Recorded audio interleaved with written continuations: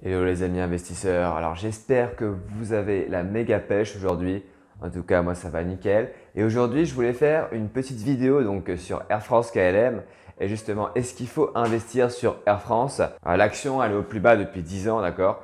Aujourd'hui une action elle s'achète 3 euros donc sur le marché financier.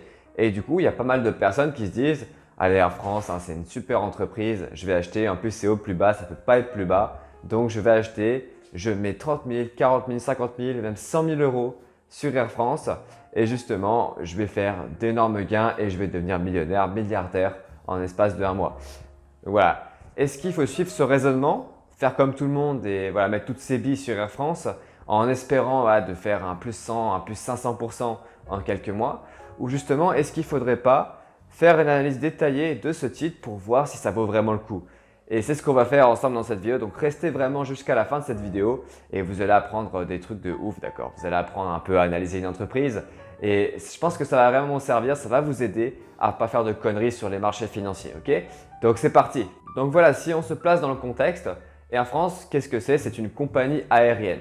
Donc une compagnie aérienne, qu'est-ce que c'est? C'est une entreprise, d'accord? Une entreprise qui possède des avions, d'accord? Et leur business model, en fait, c'est de vendre des vols. Donc par exemple, elle va vendre des vols Paris-Bruxelles, elle va vendre des vols Paris-Hong Kong, Paris-Shanghai et du coup, elle va chercher à mettre le plus de passagers possible dans ces avions pour rentabiliser et c'est donc ça son business model. Après, il y a plusieurs découpages du business model dans le sens où elle va proposer différentes formules, différents accompagnements tout au long du trajet, d'accord? Donc, il peut s'agir de proposer des places assez premium, d'accord, avec des couchettes, avec du champagne, avec des truffes, avec des chocolats. Ça, elle va le vendre plus cher, donc elle va se faire plus de marge, d'accord? Ou bien, voilà, elle va un peu jouer sur l'effet prix, elle va faire quelques petites réductions pour remplir au max les avions. Mais voilà, en gros, c'est ça le business model de Air France. Donc voilà, peut-être que tu as déjà pris l'avion avec Air France. Moi, en tout cas, ça m'est arrivé plein de fois, d'accord? Et justement, je trouve qu'à l'intérieur de l'avion, donc c'est assez clean, c'est assez aéré, il y a du bon matos. Le staff, la team, elle est assez souriante, d'accord, dans le sens où voilà, ils sont assez disponibles. La bouffe qu'ils servent, elle est également de bonne qualité. Tu peux demander un repas spécial végétarien, végétalien, sans gluten. Donc moi, je trouve que c'est vraiment pas mal et c'est ce qu'on retrouve dans les compagnies aériennes haute qualité, donc high quality, alors que dans les compagnies assez bas de gamme, eh bien, on n'a pas ce genre de privilège. Et le deuxième avantage en fait du secteur aérien, c'est que je lisais un article dans les Échos la dernière fois, donc moi je suis abonné aux Échos, et il disait justement que le trafic aérien il allait augmenter de manière exponentielle ces prochaines années et qu'il avait déjà bien augmenté. Donc si par exemple vous regardez le cours de bourse de l'aéroport de Paris, eh bien ça se traduit là-dedans, c'est qu'on a une grosse augmentation du cours de bourse de l'aéroport de Paris parce qu'on a de plus en plus de gens qui prennent l'avion parce que c'est de plus en plus accessible et parce qu'il y a de plus en plus de liaisons. C'est qu'aujourd'hui, tu veux faire un Paris-Pékin, ça te prend 7 heures. C'est incroyable. Nos ancêtres, quand ils voulaient faire Paris-Pékin, ça leur prenait parfois un mois, 2 mois, le temps qu'ils marchent, voilà, qu'ils fassent le campement, ça prenait un mois, 2 mois. Et la génération de nos parents, donc les personnes qui sont peut-être nées dans les années 60, 70, 1980 au grand max, d'accord? Eh bien, il fallait attendre voilà, une vingtaine d'heures, voire même plus, hein, pour faire un Paris-Pékin et je sais même pas s'il y avait une liaison, quoi. Donc ça, c'est vraiment l'avantage du secteur aérien, c'est qu'il y a plein d'opportunités.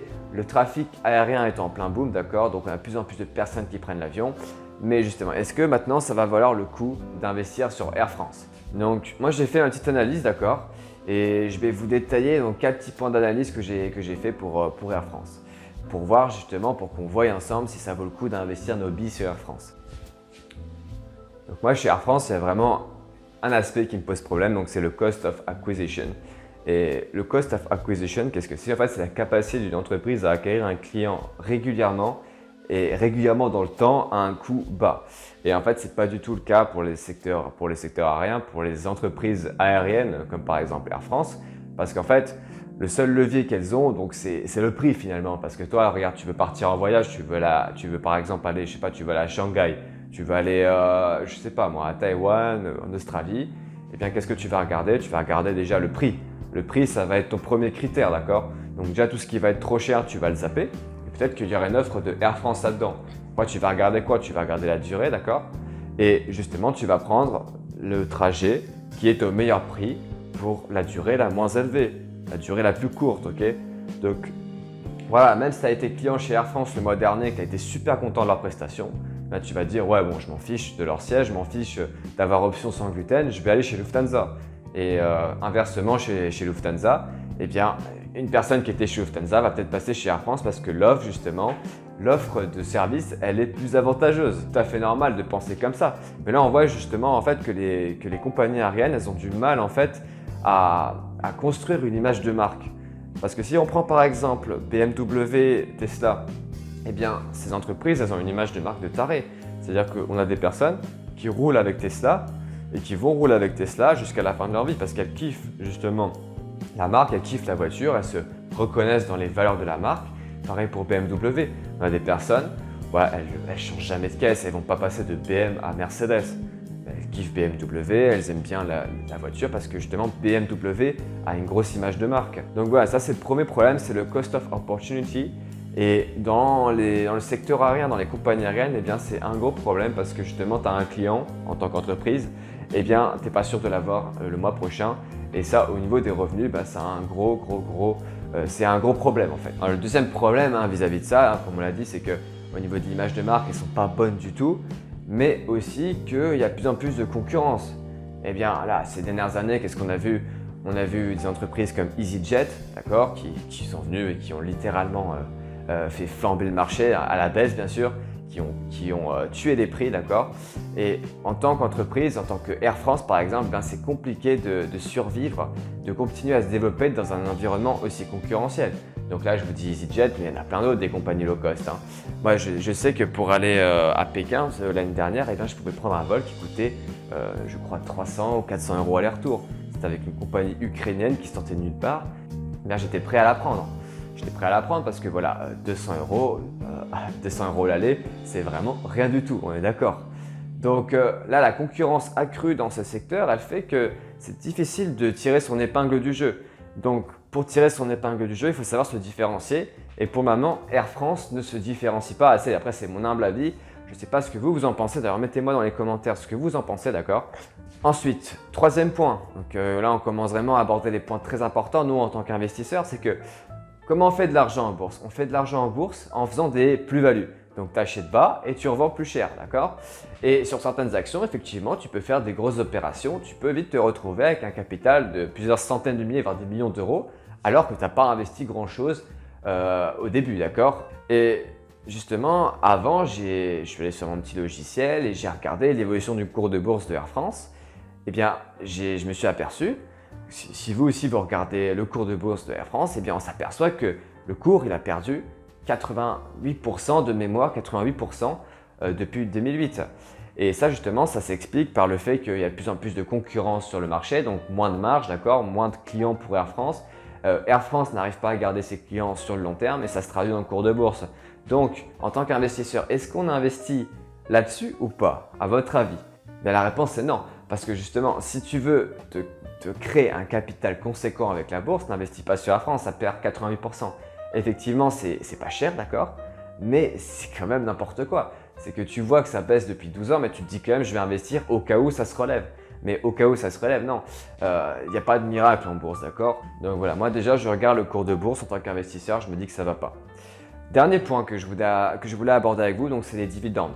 Et les dividendes, vraiment, c'est quelque chose qu'on aime parce que c'est un revenu passif. Nous, en tant qu'investisseurs long terme, on s'en fout vraiment de regarder les cours tous les jours. Et les dividendes, c'est vraiment pas mal parce que voilà, tu te réveilles un jour, tu reçois les dividendes et c'est un revenu 100% passif. Tu n'as pas besoin de travailler pour ça.